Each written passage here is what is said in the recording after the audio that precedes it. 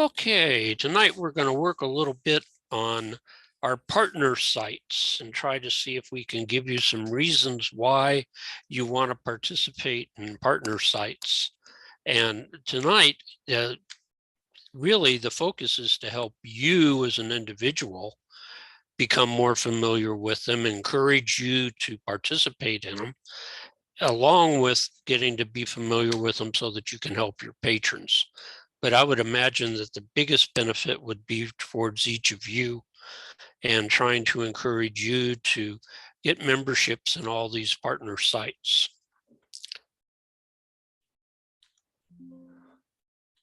So why do we have partner sites? FamilySearch has had a goal from way back when to try to help everybody as much as they possibly can. And at one point, we were in competition with Ancestry and Findmypast, MyHeritage, and all these other companies, and it really was not a healthy environment. It really wasn't a benefit for everybody as much as it possibly could be. And so FamilySearch came up with this kind of a symbiotic relationship with these partner sites to where everybody could help each other, the companies that is, and then the real benefit comes to us, the users, as we're able to benefit from the power of all of these groups being there to help us in our research. So our 6 main partners that we're talking about tonight, there are other FamilySearch partners, but we're talking about the premium sites that FamilySearch partners with. And these are the 6 that are on here: Ancestry, Findmypast, MyHeritage, American Ancestors, Filae, which is a brand new one, and Geneanet. And we're going to talk about these sites. And of course, we can't really talk much detail about them because we don't have that much time. But we're going to talk about how to join them, and what they have to offer, a little bit on using them. I'll try to give you some ideas and some tips. And I'm going to talk a little bit more about how to put your tree on them. We'll talk about benefits for having a tree on them as we go. So the first thing we need to do is try to understand the value of these sites to us. And the first thing that they bring value to us in is the fact that there are many more records out there in these other sites that FamilySearch does not have up. Now, I'm thinking at this point probably with the indexed records. FamilySearch has only got 20% of their records indexed. So that blue circle represents that 20% of our records. These other sites have much more in the way of records on their sites than we do, indexed and searchable. And so by going over to them, even though many of the records that are there are actually coming from FamilySearch originally, many of them are indexed, whereas FamilySearch hasn't indexed them. And many of them are records that FamilySearch doesn't even have access to. So there's this value of having a lot more records to look at than just staying at FamilySearch that makes these sites valuable. A second, and an example of that, FamilySearch has several million pages of probate records in the United States. Almost none of it is indexed at FamilySearch. Ancestry has those same images, but they have begun indexing them.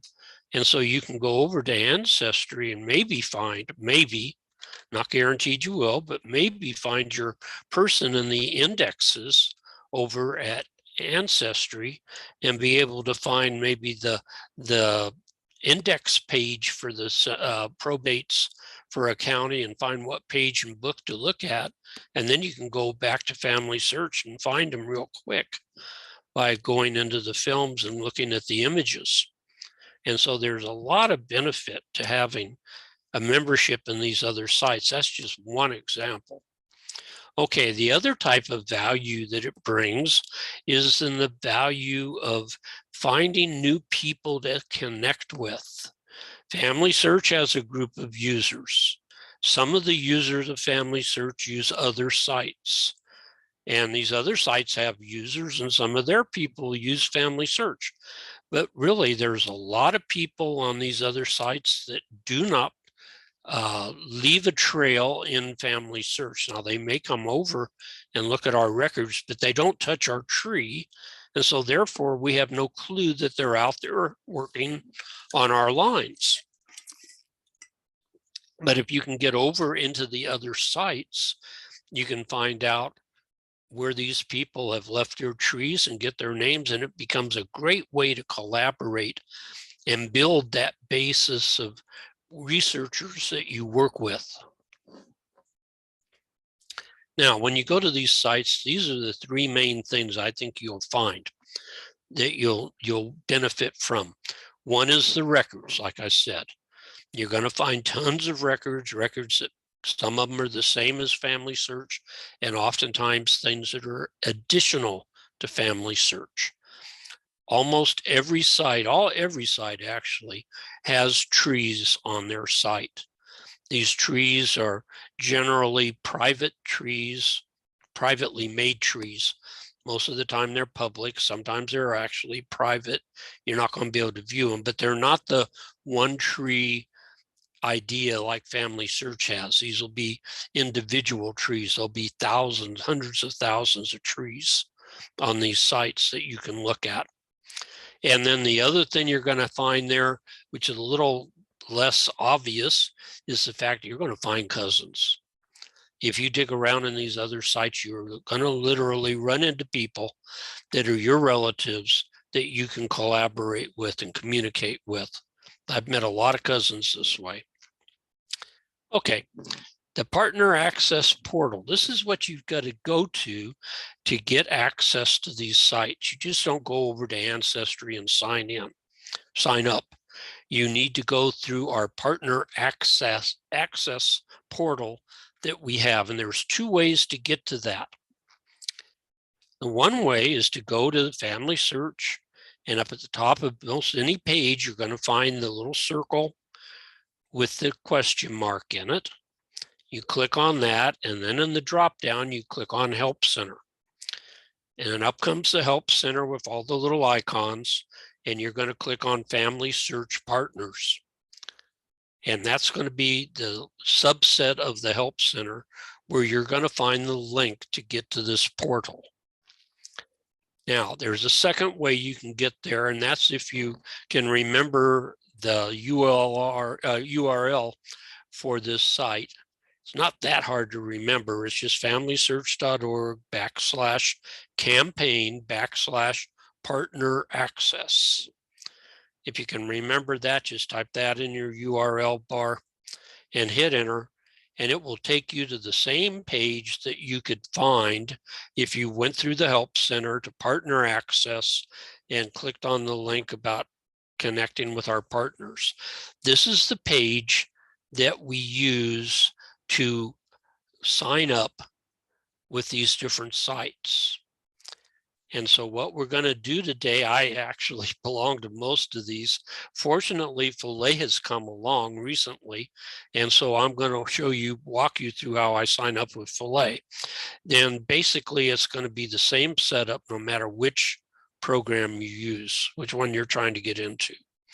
The first thing that comes up will be a screen like this, and it'll be just about like this every time. About the only difference will be the name of the company right here that you're going to sign up with. And how does this work? Well, the first thing is you got to understand you're getting here because you signed into FamilySearch, and FamilySearch knows you're a member of the church, so therefore it knows that you can do this. And so you're already partly there because FamilySearch knows you're a member, and you're going to have a choice to connect with these folks. You do have to understand they will get your membership number because that's how they're going to track you. But that's okay. That's because this is the deal that's been worked out with FamilySearch. So you've got two choices here, and it depends on what you've done in the past. If you've never used the site, you're going to just click on continue to your free Filae account.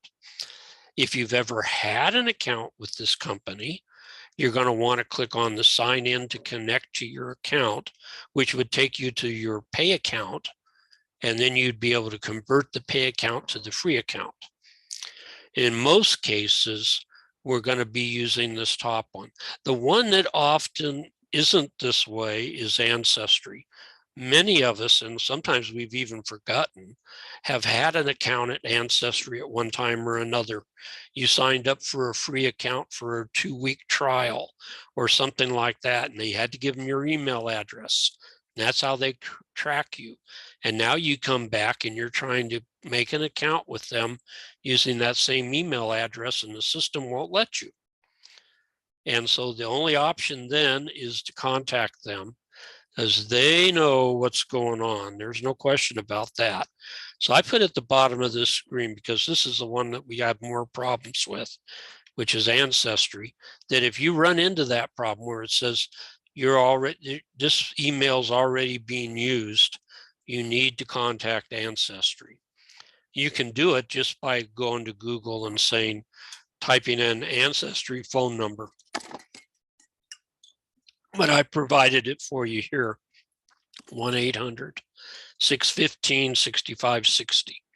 And trust me, they know what's going on, because they probably spend their whole day fixing people's accounts, because this happens over and over and over for them. Okay, once you've gotten that far and you've clicked on, I want to sign up for my free account, you'll get this little box, and it's going to maybe be a little bit scary, but it's perfectly okay. You're giving Filae the right to your basic family search profile info, including your membership number, and access to your data on Family Search so that they can see your tree. Okay, because they'll be able to do things if they can see your tree to help you. So what you want to do is just click accept, and then you'll have a form to fill out where you're essentially going to give them your contact information and set up your username and password. Each company will look a little different, but this is a very typical one. The first thing here is, if I already had an account, I could click where it says I already have an account, and it would take me out of this routine to take me over to my sign in for my account at Filae, so that they'd know what account is being changed. Otherwise, it's already filled in by Family Search with your information as far as your gender and your name, your email, and you can edit your name if you want it to read differently. It doesn't say, but I would assume you could change your email even if you wanted to use a different email as your username. And then you're asked to fill in a password. And I would beg you, please write down username and password for each of these sites. I tried to use basically the same information on each of these partner sites, so no matter which one I go to, I use the same information, except for Ancestry, because I already had that a long time ago. But it just simplified things for me. And then you need to check, at least you have to check the very bottom of those two boxes at the bottom left, because that one says you've accepted their conditions and privacy policy. You don't have to receive clues and tips from them, but you do have to check that bottom box, and then you can click create my account, and you've got an account. That's all there is to it. Now, at your partner sites, this is kind of what we're going to do. We're going to look at each of these 6 companies quickly, and we're going to talk about what do they have to offer. And I'm focusing on tonight the patron trees and DNA, because those are 2 topics that I think are important as far as bringing value to you from these sites. Also, what is their particular focus? Most of these sites had a focus that they focused on when they were created. We're going to find that they've all become more general because they're trying to draw more people rather than just one subset of people. But they still basically have a focus that they are centered around. That you need to understand most of their records are for a certain area. We'll also talk about any special collections that might benefit us. And I like what FamilySearch had to say about these partners. This is straight from their website. It says, technology sharing between FamilySearch and these major partners multiplies offerings, provides deeper and broader research, and combines the unique assets of each partner to best benefit you, the patron. This is their belief and why they would like us to have accounts with these people. Okay, Ancestry. Everybody knows about Ancestry. It is the big boy on the block, the largest site there is out there of genealogy records online. It's available in several languages: English, Spanish, French, German, Italian, Swedish. Once upon a time, it kind of focused on the United States, but over time, it's grown to where they have records all over the place, but mostly United States, Europe, and they're getting into South America, Central America, Mexico, more and more. But those are the big areas. They are the largest DNA testing firm in the world. So that if you're interested in doing DNA, if you haven't done it yet and want to know where to go, I would recommend you go to Ancestry. They're very inexpensive, and they will provide you with the largest database of people to match with. They also offer individual trees, and these trees, and this is important, these trees can be linked to your FamilySearch family tree if you're a member of the church. And this is a fantastic benefit. And we'll talk about that in a little bit. Okay, and Ancestry tends to be the go-to site that most of us doing research use, because they have such a gigantic holding of records. Okay, Findmypast. They used to be a specialty for the United Kingdom and their historical colonies, Canada, Australia, New Zealand, countries like that, with records going back to about 875 AD. It is only available in English, and as time has gone, they have started including more United States things because they're trying to get more US patrons. Because if they only focus on the United Kingdom, they're only going to get people that have United Kingdom research. And so they've tried to add other things in hopes that more people will join. They offer individual trees for patrons. They don't link those trees to FamilySearch, though. They provide DNA testing, but they don't really do it themselves. They use a company called Living DNA, because Living DNA stresses United Kingdom DNA. So if you have ancestry in the United Kingdom and you want to use DNA to help you, then the best place for that is over at Living DNA. But you can actually download your ancestry DNA over to Living DNA and not have to pay for another test over there. That's a nice thing. They have a thing called PERSI, the Periodical Source Index. This is the largest index in the world for genealogical magazines. If you want to know if there's something about your family in some magazine, genealogy type magazine that's ever been published, PERSI is where you want to look. And these people have the PERSI program. And so this is the only place online that you can go to it. They also have the largest United Kingdom parish register collection. They've also just picked up the British 1921 census, and they're the only place on the internet that has it. And unfortunately, they're making everybody pay extra for every view and every page that you want produced off of it. They're trying to make some money off of that. But they're the only place right now that you can get to it. It was just released, like our 1950 is going to be released in a couple of months. They have a large British and Irish newspaper collection, and they have an expanding Catholic heritage archive of church records from the larger cities in the UK, and then from United States cities like Baltimore, Chicago, Cincinnati, Philadelphia, Toledo. And so there's some reasons to go over to Findmypast to find US records. They also have US newspapers. In fact, just this week, I was looking at a brick wall family, and one of the kids I found, I had a death record from 1833, a newspaper. And I thought, I wonder where I got that, because I had sourced it. So I clicked on the source, and lo and behold, it came from a newspaper out of Findmypast. They had sent me a hint because he was in my tree.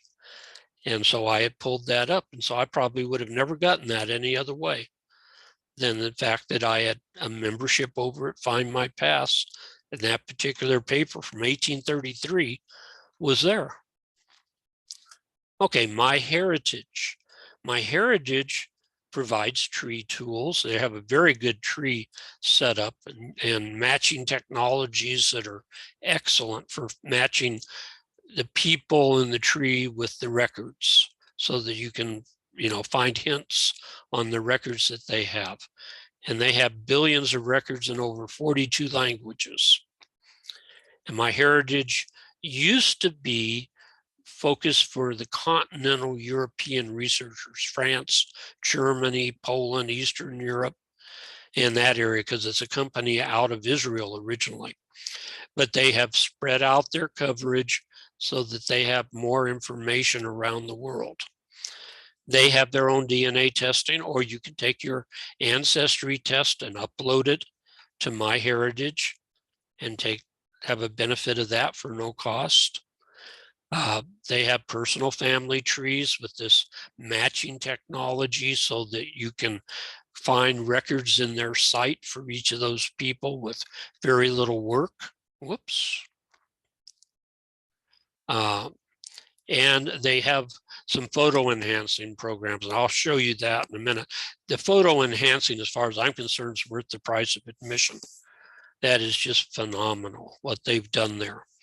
So again, you think Central Europe, the continental part of Europe for MyHeritage would be the main focus. American Ancestors is a part of the New England Historic Genealogical Society. It mainly focuses on New England, but it also has records from other parts of the US. But again, the base bulk of it is New England based. They offer individual trees. Their tree that they let you build, you can only have a basic one and a free account. If it gets too large, you have to pay to have all of it there. Their tree's a little less valuable. They do not do DNA testing, but they do have a large Jewish record collection for around the world. And so if you have Jewish heritage, or you're working with somebody that has Jewish heritage, this is a place that's worth checking out, especially if you can get a free account. And they also have a gigantic collection of Boston area, Massachusetts area Catholic parish records. They have the largest parish record collection of Catholic records in the world. And then they're adding thousands of pages every month to this collection. I didn't believe how many millions of people in Massachusetts were Catholic, but there must have been a lot of Irish Catholics that settled there because their collection is huge, and it's the only place you can find it. So this is a good thing to go to if you have Catholic ancestors in the Boston area. I personally have found for myself that of all the partner sites, this is probably the site that brings the less value to their partner account. They don't really open up everything they have to you. And because I do heavy research in New England, I pay for my account there because I want total access to everything. But for the average person, their free account's probably just fine. Filae is the new guy on the block. This is a French website. The French just think of it as the French archives in English. They have over 150 million indexed images. That's not people, that's images. And an image could have 100 people on it.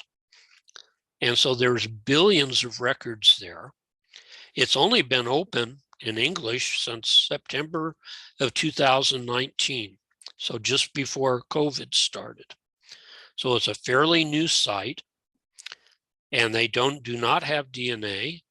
They do offer a personal family tree so that you can attach things from their site onto your people in that tree right there if you want. And records include parish records, civil records, census records, passenger lists, military records, and other French records. Remember, this is strictly France. So if you have a French ancestry, you can follow them back probably to about 1500 with this site. And they all have virtually everything that's in France on this site. It's a fantastic site for those that have French ancestry. Okay, and the last one is Geneanet, and it's a continental Europe site, again, with over 7 billion index people. Just think of 7 billion people in about 600,000 trees. So about 1,000 people a tree. And you can search, a search engine will allow you to search in multiple languages.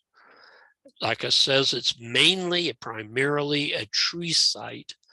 They do allow you to match your people with DNA, but they don't really have a full DNA program like Ancestry and some of these other sites have. And they have a small record collection. It's mainly books and newspapers.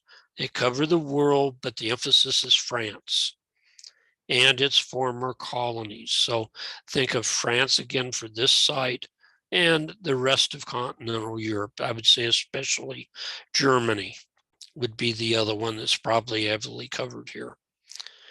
And so, this is just one more place where you might be able to connect with some other people. I put my tree there just in hopes that some other researcher will come across my tree and say, hey, we've got these lines in common. And I've had it happen once so far. Okay, so those are the sites. And like I said, there's really not time to show everything. I just want to cover a few things to give you a taste of what's there. One thing is, once you've got these accounts, then you can open up the search records feature on the homepage of People and Tree so that you can go over there, and when you click on these, it'll take you over to your free account in those sites. And so from that opens up that box to where you can actually use it. Even if you do nothing other than just sign up for the accounts, now you're going to be able to click and see hints of records that might help you in family search. And of course, from that box, you can also search family search, and you can use Google to do a search. Okay, DNA. Ancestry, like I said, is the place to go to. They do not do the Y DNA test for male ancestry. They do the autosomal test, which covers all of your ancestors, but that's what most of the companies do. And so their test is very inexpensive. They have the largest number of test takers, so they have the largest database to match with your test. And you can download your results there and then upload those results to almost all these other partner sites so that you only have to buy a DNA test once.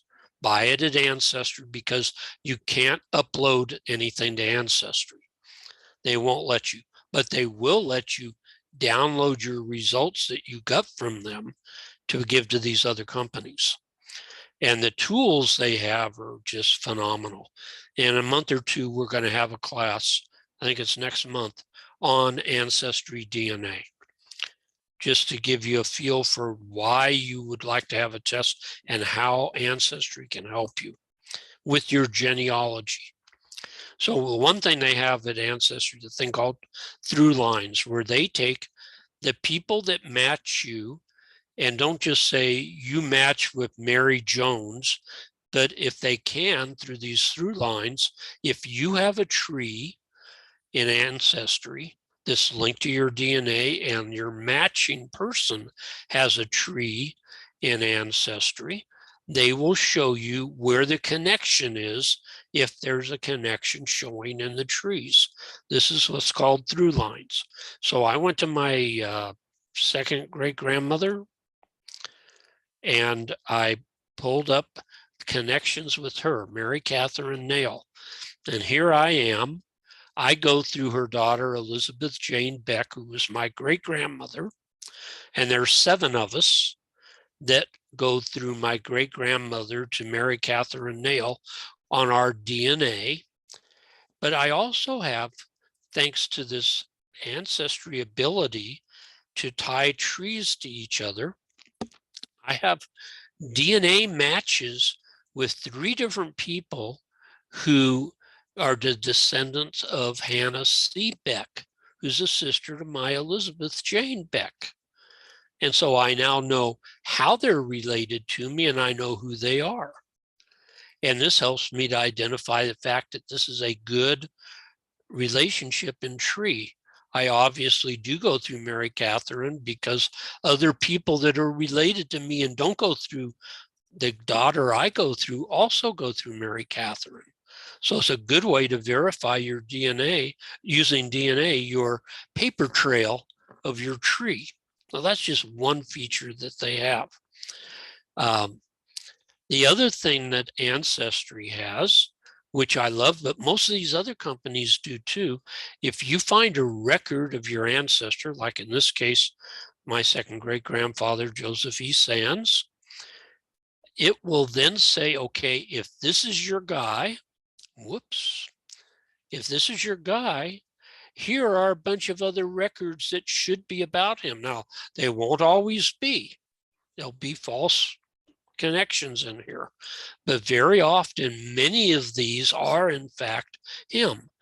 And this feature of suggested records saves us a huge amount of time in digging around trying to find, our relatives.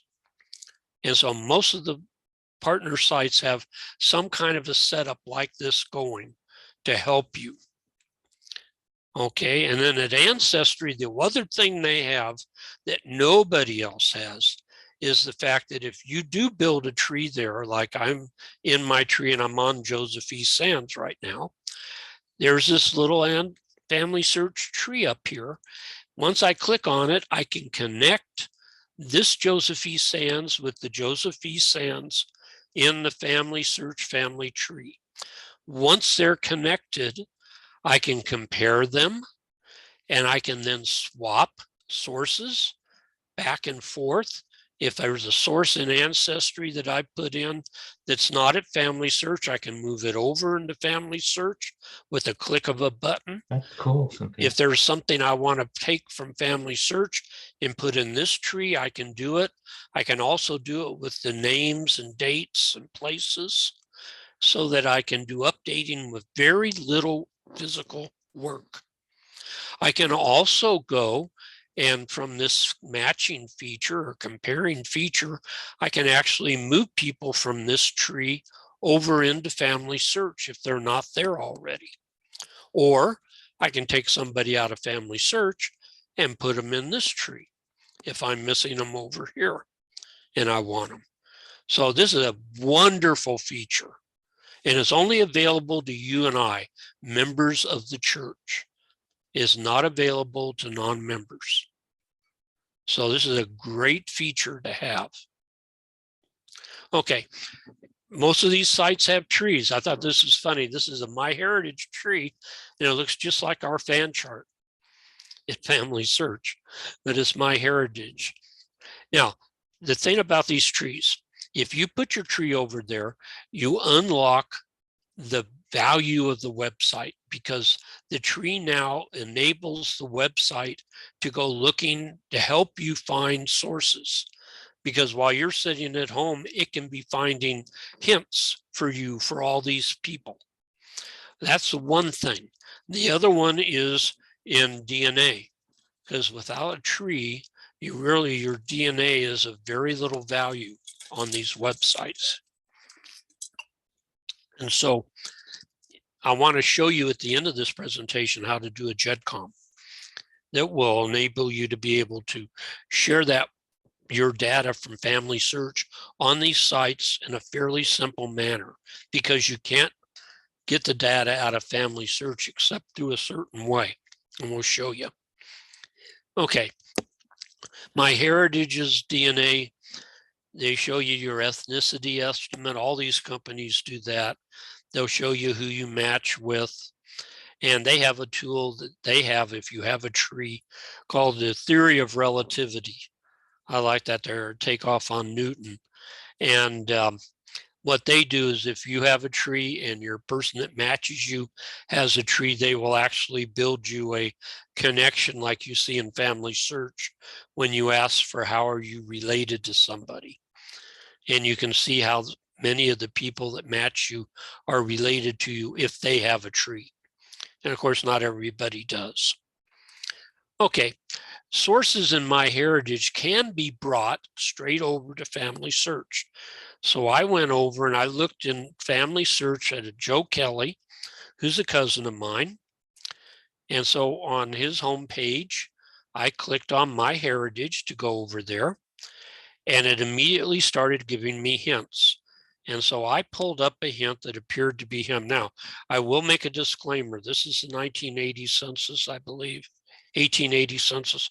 I would never want to really put this over in FamilySearch. I should just get it at FamilySearch. But to show you what we're doing, we'll go with it and just pretend this is something FamilySearch doesn't already have. So I say, okay, I like that record. I want to put that in FamilySearch on Joe Kelly. So what I do is I click view record down there, and the transcription shows up with a picture, an image of the thing, so that I can see, the original. At the bottom of that, there's a little link that says attach source to FamilySearch. If I click on that, it fills out a FamilySearch source record for me with everything, including the transcription. The transcription's put right down here. All I have to do is fill in the reason, tag the things that are in this source that are for Joe Kelly. So I would tag his name and his sex and his birth because they're found on this. And then I would click save it, and that source will be over in FamilySearch on Joe Kelly. That works at MyHeritage. I don't believe the other sites, any of the other sites do it directly like that. At Ancestry, if you put it on a person in a tree, then you can link the person with the person in FamilySearch and then move it over. But you can't just do it straight like this. So this is a cool feature for MyHeritage. Okay, the other thing at MyHeritage is the most phenomenal. They have done things with photos. You don't have to have a tree over there, and you can do this to your heart's desire.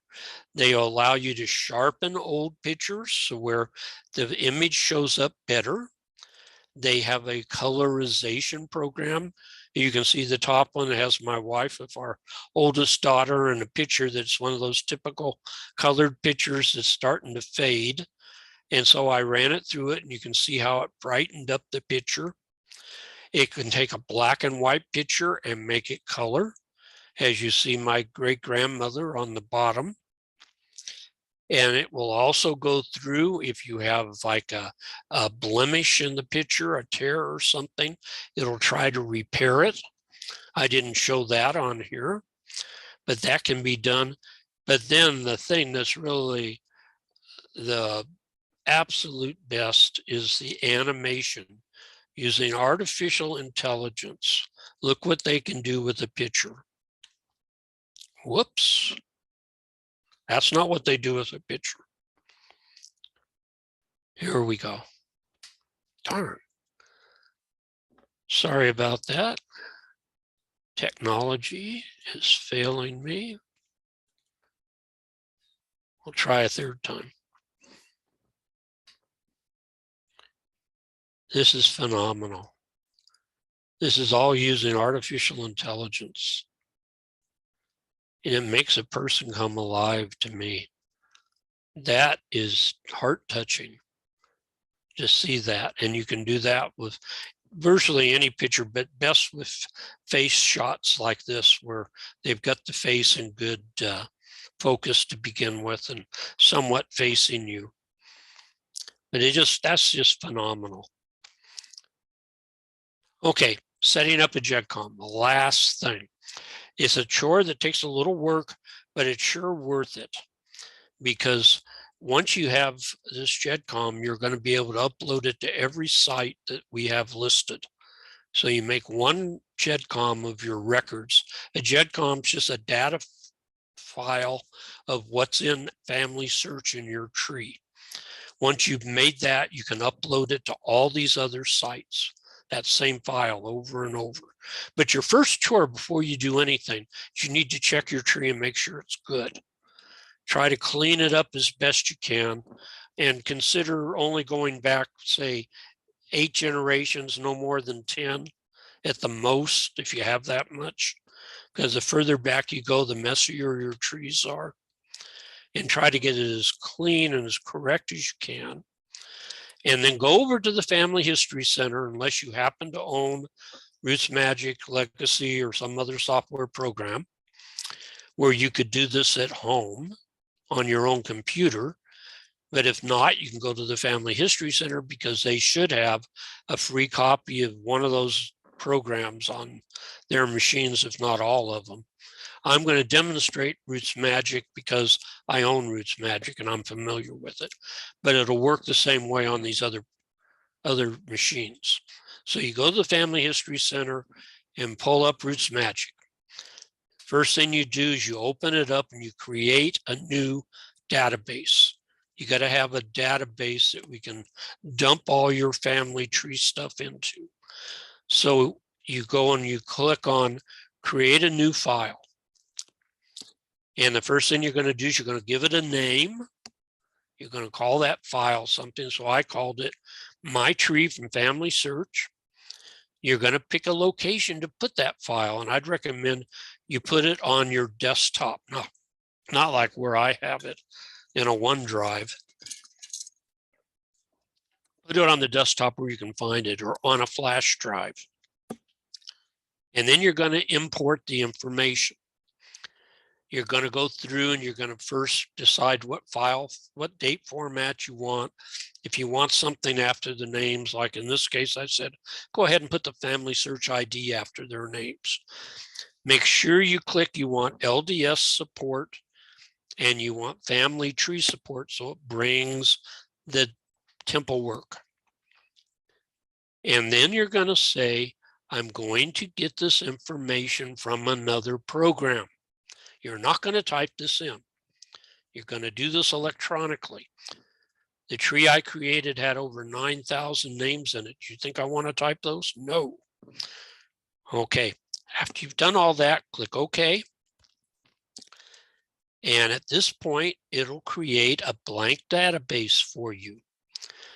And it's going to say, a little box is going to be there and say, okay, which of these programs do you want to go to get your data? Well, you don't want to go to any of them. So you're just going to X that box out and sit there and look at this empty database for a minute.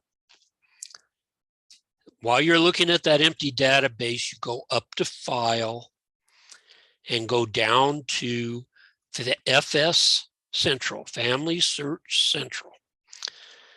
That's a little program within Roots Magic that allows you to interact with FamilySearch. When you click on it, this little bar icon shows up. You go over and click on Import. You want to bring into Roots Magic your tree from Ancestry, or from FamilySearch. And this is the only way you can get the data out of FamilySearch, is to do this with one of these programs like Roots Magic. When you click import, this is what shows up. Pretty simple. Make sure it says start with me.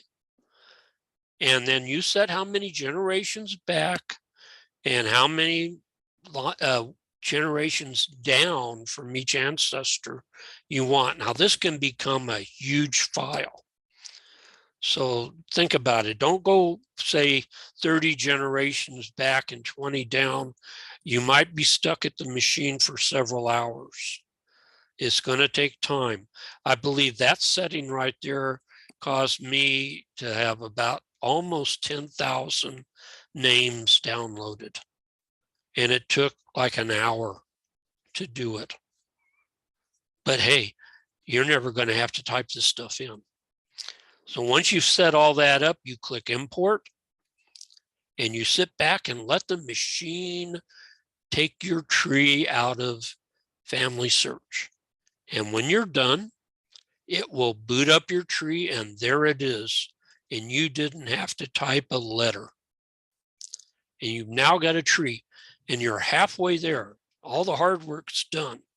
All we need to do now is turn this into that JEDCOM file that we can send to all these companies like Ancestry. So to get this JEDCOM, all we do is we go up to File, click on that, and then click on Export. We're going to take it out of Roots Magic right now. We just put it in Roots Magic. Now we're going to take a copy out. This screen will pop up. Choose what to export. It says that, it should say what. And I would say put everyone there. You want everybody that's in this file because you just downloaded a file that had everybody connected to you. So you want that. Choose what you want to send out. I do not want to send the LDS information out to Ancestry and Findmypast and MyHeritage. So I unclick that. And I privatize the living people. That means I don't want their personal information showing. I do leave their names. I can always edit that if I want, but I won't know who's who if I don't show their names. But I do not want any facts about them. No birth, no death. Well, they won't have death, but no birth or marriage information on them. Okay, when you've decided what you want there, you just click OK. And it'll start creating this file. It's going to ask you where to put it. Say, put it on the desktop and give it a name that you can remember, like my data from FamilySearch or something like that. Once you have that JEDCOM, you can now go to any of the sites. So we'll go over to Findmypast. Sign in to Findmypast. Click on Family Tree. And then when the drop down appears, you're going to go over and say import a tree. Up comes this page here. You choose the file. You click on choose file. Tell it to look on your desktop. Pick the file and its name will be in the box now. Once you've done that, you say upload tree. And that's all you're going to have to do at Findmypast. You do that. And this is what you've got. You've now got a tree and they can start looking for hints for you. It's as simple as that. You now go to Ancestry, do the same thing, go over to MyHeritage or do the same thing to Geneanet, do the same thing. It's not that hard. It just takes a little bit of work. I see a bunch of chat questions, but I think what I'm going to do first is I'm going to cut off the recording so that we don't overrun our time limit on that.